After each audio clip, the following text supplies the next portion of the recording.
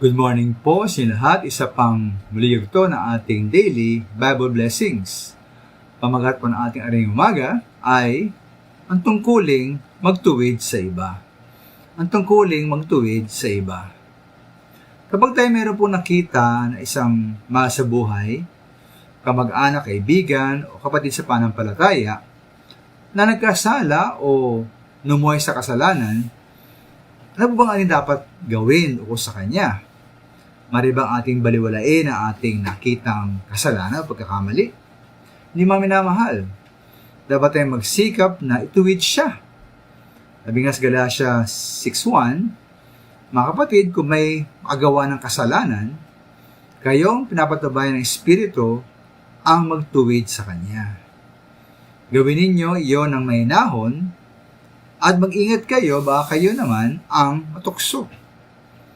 Kaya pati may kita mo na mula sa versikulong ito, na una-una, dapat nating tuwirin ang nakagawa ng kasalanan.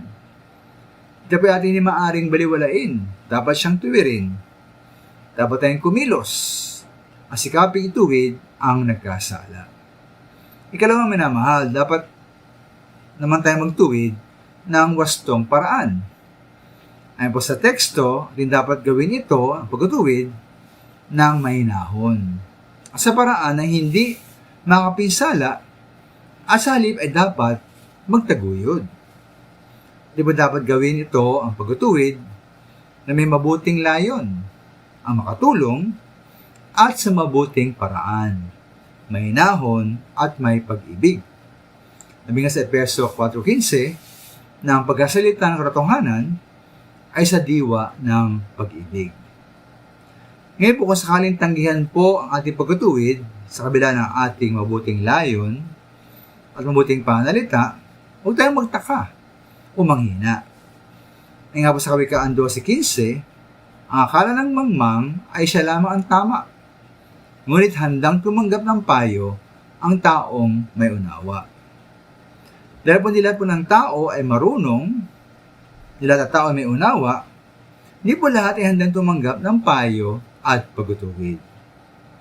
Kaya maminama, pag meron ka nakitang nagkasala o gumawa ng pagkakamali, at di po tungkulin na tuwirin siya.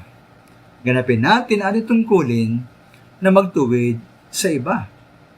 At tayo namang maminamahal, tayo dapat ay handang tumanggap na pagtutuwid mula sa iba.